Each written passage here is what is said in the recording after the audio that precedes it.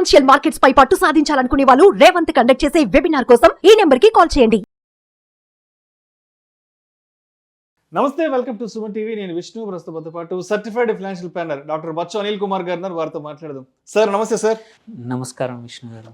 Sir Anil గారు, economy growth చూస్తే నిజంగా అంటే థర్డ్ లార్జెస్ట్ ఎకానమీ కావడానికి మనకి చాలా అంటే మనం చాలా అతి సమీపాన ఉన్నామని అర్థమవుతుంది. ఏ విధంగా చూసినా కూడా అన్ని శుభ పరిణామాలు భారతదేశ ఆర్థిక వ్యవస్థకి కలిసి వస్తున్నాయి. అయితే ఇప్పుడు ఎకానమీ మంచి వృద్ధి రేట్లో ఉంది కాబట్టి, మంచి అంటే అగ్రెసివ్గా ముందుకెళ్తుంది కాబట్టి, ఈ టైంలో ఏదైనా ఈ మల్టీ బ్యాగర్ అయ్యే స్టాక్స్ని మనం ఐడెంటిఫై చేయడానికి అవకాశం ఉందంటారా?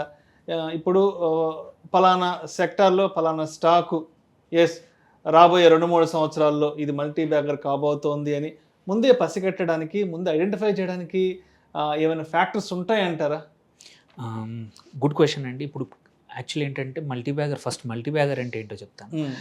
వచ్చేసి ఈ స్టాక్స్ ఏంటంటే ఇప్పుడున్న లెవెల్ నుంచి ఒక 5 రెట్లు కానీ 10 రెట్లు కానీ 15 రెట్లు అయ్యే అవకాశాలు ఉన్నాయి.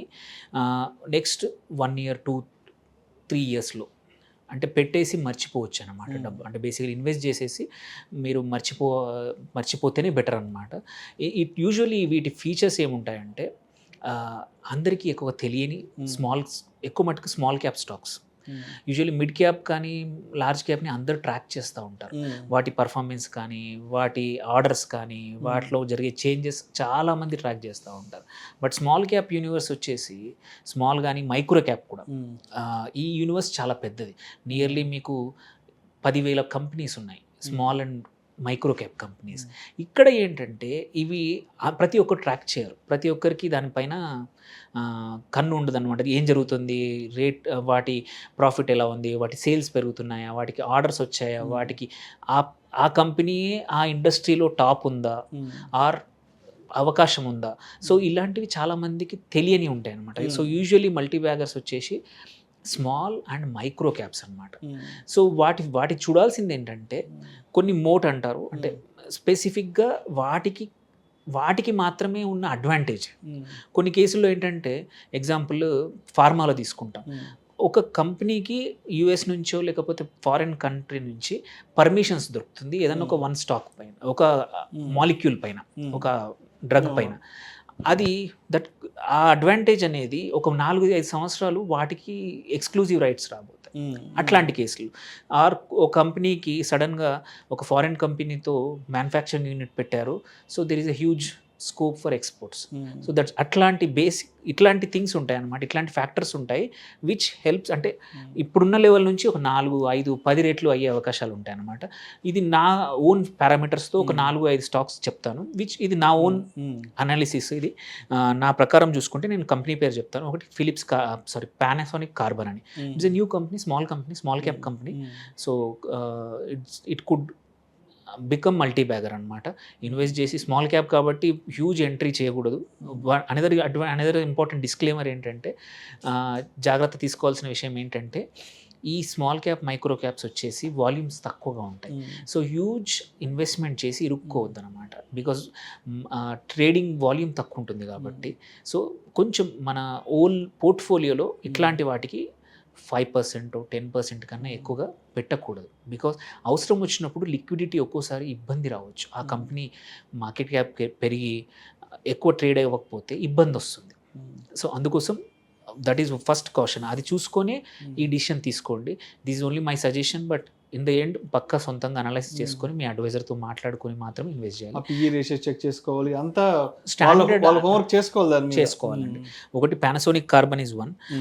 ఇంకొకటి వచ్చేసి ఎస్ఎన్ఎల్ బేరింగ్స్ అని. ఇది ఆల్సో మంచి స్కోప్ ఉన్నది.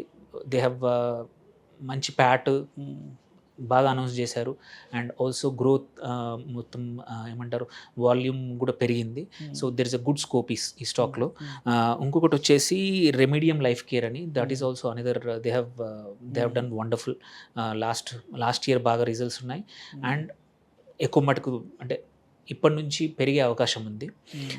ఇంకోటి చాలా మటుకు కొంచెం వెల్ నోన్ స్టాకే Sakuma exports. So they have given wonderful results now ఈ లాస్ట్ క్వార్టర్లో అండ్ హోల్ ఇయర్ కూడా they have given wonderful results ఇచ్చారు అండ్ ఆల్సో డిరెక్షన్ బాగుంది. ఇంకొకటి వచ్చి సూరత్ వాళ్ళ బిజినెస్ గ్రూప్ అని, it's also small micro cap అండి. దిస్ ఇస్ ఆల్సో వండర్ఫుల్ ఇవ్వబోతుంది. ఇంకోటి శ్రీ బజరంగ్ అలయన్స్ అని. సో ఈ 5 నేను ఈ 15-20 రోజుల్లో నేను డిసైడ్ మీరు చేసుకుని వర్కౌట్ చేసుకొని మీరు కొంత తెలుసుకున్న నాలెడ్జ్ మాత్రమే. అవునండి అంతే. సో బట్ ఇంపార్టెంట్ ఏంటంటే ఇవన్నీ కూడా స్మాల్ అండ్ మైక్రో క్యాప్స్ కాబట్టి entry should be minimal and మీ పోర్ట్ఫోలియోలో 5 to 10 కన్నా ఎక్కువగా ఉండకూడదు. సో బట్ ఏంటంటే గోయింగ్ ఫార్వర్డ్ సపోజ్ పర్ఫార్మెన్స్ మనం అనుకున్నట్టే ఉంటే కావాలంటే అప్పుడప్పుడు కొంచెం పెంచుకుంటూ పోవచ్చు. డోంట్ ఒకేసారి డంప్ చేయొద్దు అనమాట. సో అడ్వాంటేజ్ ఏంటంటే పే ఆఫ్ చేయొచ్చు. మనం ఇప్పుడు 10 రూపాయలు పెడుతున్నామంటే అది 100 రూపాయలు 200 అవ్వచ్చు. బట్ పేషెన్స్ అవసరం. మల్టీ బ్యాగర్స్ ఏంటంటే బికాజ్ ఇంకా గ్రోయింగ్ స్టేజ్లో ఉన్నాయి కాబట్టి 1-2 క్వార్టర్స్ ఒక్కోసారి ఇబ్బంది వచ్చే పరిస్థితులు రావచ్చు. Because it's not a mid cap కాదు, లార్జ్ క్యాప్ కాదు, వాటికి పెద్ద రిసోర్సెస్ ఉండవు కాబట్టి మార్కెట్ పడిపోయినప్పుడు అట్లాంటప్పుడు ఇవి ఎక్కువ టర్బులెన్స్ వోలటిలిటీ ఎక్కువ ఉంటుంది అనమాట ఇట్లాంటి స్టాక్స్లో. సో అందుకోసం ఆ జాగ్రత్తలు తీసుకొని ఆ రిస్క్ టేకింగ్ ఎబిలిటీ ఉంటేనే వీటిలో ఎంటర్ అవ్వాలి. సో మొత్తానికి ఇప్పుడు మనం ఏదైతే డిస్కస్ చేసామో ఇది కంప్లీట్గా కూర్చొని హోంవర్క్ చేసుకొని ఆ స్టాక్స్ యొక్క ఫండమెంటల్స్ ఏ విధంగా ఉన్నాయి, టెక్నికల్స్ ఏ విధంగా ఉన్నాయి, పిఈ రేషియోస్ ఏ విధంగా ఉన్నాయి, హిస్టారికల్ పెర్ఫార్మెన్స్ ఎలా ఉంది ఏంటి, ఇవంతా కూడా వాళ్ళు సొంతంగా కూర్చొని హోంవర్క్ చేసుకొని వాళ్ళు వర్కౌట్ చేసుకున్న తర్వాత అది కూడా కొంత మినిమల్ ఎంట్రీతో వెళ్ళాలంటారు. అవునండి, కాన్సన్ట్రేట్ చేయకూడదు. ఇది జనరల్ కూడా ఏంటంటే నీ పోర్ట్ఫోలియోలో స్మాల్ అండ్ మైక్రో క్యాప్స్కి అయినంత వరకు కాన్సన్ట్రేటెడ్గా ఎక్కువ డబ్బులు అందులో పెట్టకూడదు. ఎందుకంటే వాటికి లిక్విడిటీ తక్కువ ఉంటుంది అండ్ వోలటిలిటీ పీరియడ్ ఎక్కువ ఉంటుంది అండ్ ఆల్సో ఒక్కోసారి డౌన్ సైడ్ వెళ్ళిపోయినప్పుడు మళ్ళీ కమ్బ్యాక్ అవ్వడం చాలా టైం పడుతుంది. ఎస్. సో అండ్ అందుకే మనం ఫేస్ చేయగల ఎబిలిటీ ఉండాలి, అంత స్పేస్ కూడా మనకు ఆ టైంలో ఉండాలి బయటపడడానికి. ఎస్. ప్రేక్షకుల విజ్ఞప్తి, ఈ వీడియోలో ప్రస్తావించబడిన అంశాలు కేవలం ప్రేక్షకులకు ఒక అవగాహన కొరకు, ఇన్ఫర్మేషన్ కొరకు, ఎడ్యుకేటివ్ పర్పస్ కొరకు మాత్రమే వీటి గురించి ప్రస్తావించడం అనేది. ఇవి రికమెండ్ చేయడం అయితే మా ఉద్దేశం కాదు. పెట్టుబడులు పెట్టే ముందు ఆయా కంపెనీలకి సంబంధించిన టెక్నికల్ అనాలిసిస్లు, ఫండమెంటల్ అనాలిసిస్లు, అదేవిధంగా పిఈ రేషియోకి సంబంధించిన క్యాలిక్యులేషన్స్ ఇవంతా కూడా మీరు మాత్రమే సొంతంగా వర్కౌట్ చేసుకొని హోంవర్క్ చేసుకొని పెట్టుబడులు పెట్టే ముందు మీ అడ్వైజర్ని సంప్రదించి మాత్రమే తుది నిర్ణయం తీసుకోగలరని మా మనవి. నమస్తే. సుమన్ టీవీలో మీ పర్సనల్ అండ్ బిజినెస్ ప్రమోషన్స్ కోసం కింది నెంబర్కి కాంటాక్ట్ చేయండి.